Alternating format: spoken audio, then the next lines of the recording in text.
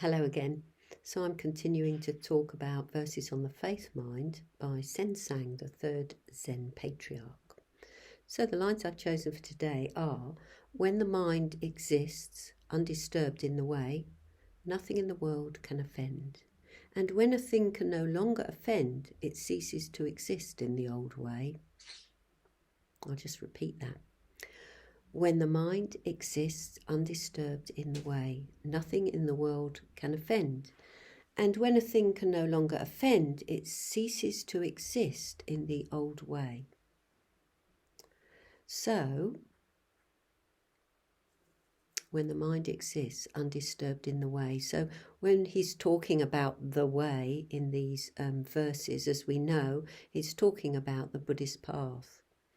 In a way, not even the Buddhist path, because when we think of the Buddhist path, we think of particular teachings, certain lists like the Four Noble Truths or the Eightfold Path.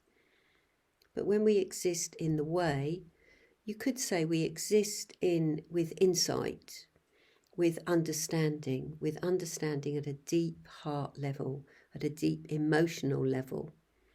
We have seen through the illusion that we have of the self, the illusion that we have that everything is permanent, and the illusion we have that we can make life work for us if we just set it up in the right way.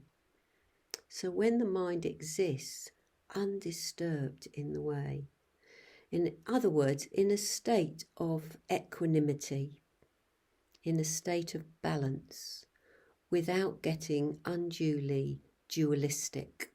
I say unduly because obviously we are going to think dualistically.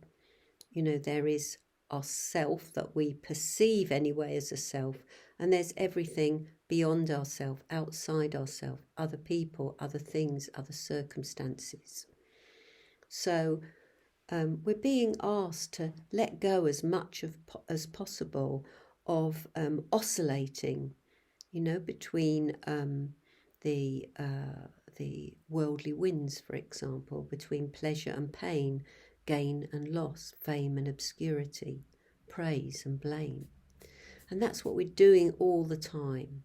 We're taking a stand, you could say, a stance in the world, which means that we then polarize with everything that is opposite to that or that doesn't agree with that. And we do find it very painful, don't we, when we have disagreements, when we have a view and other people don't share that view. And that's why we look to find friends that actually do agree with us, that are in line with our views.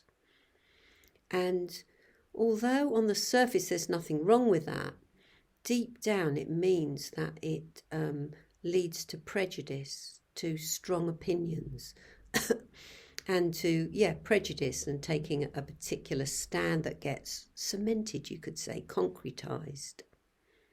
So when the mind exists undisturbed in the way, nothing in the world can offend.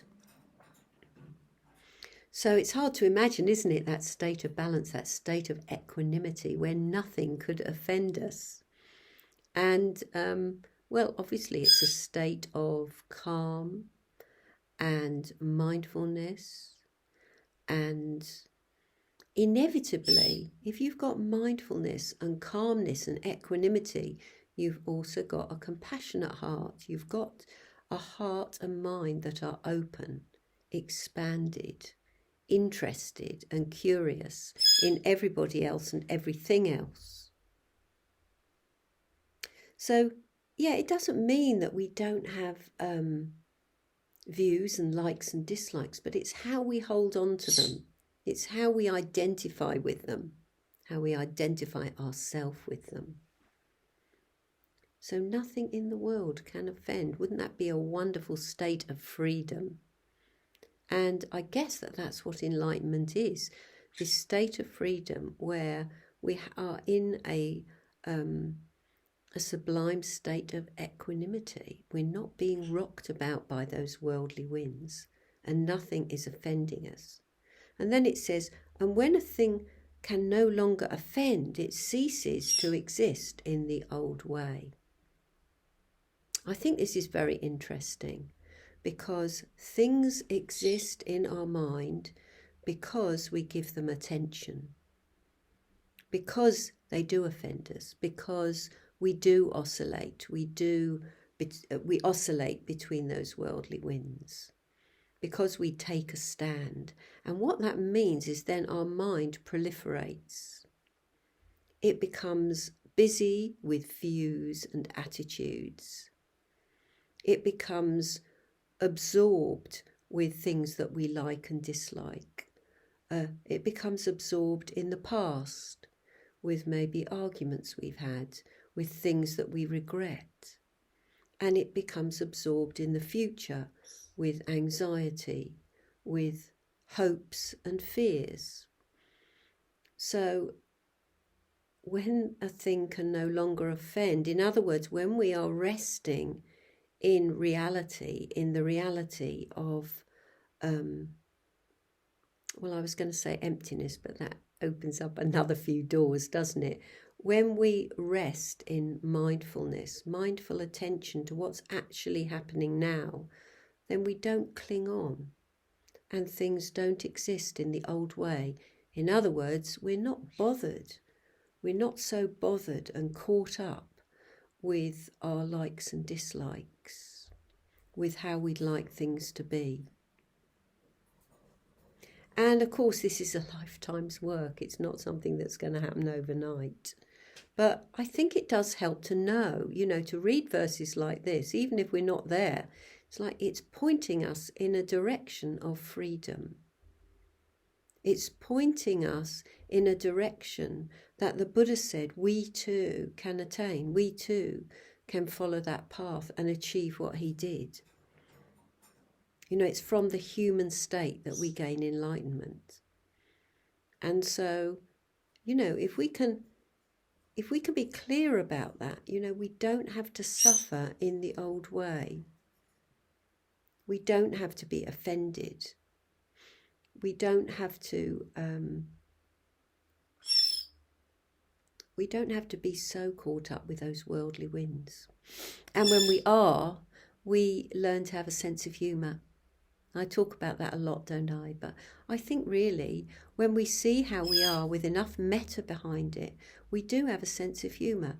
And don't forget, we need a lot of metta in order to see reality, to see the truth of reality. Because without metta, we would start giving ourselves a very hard time.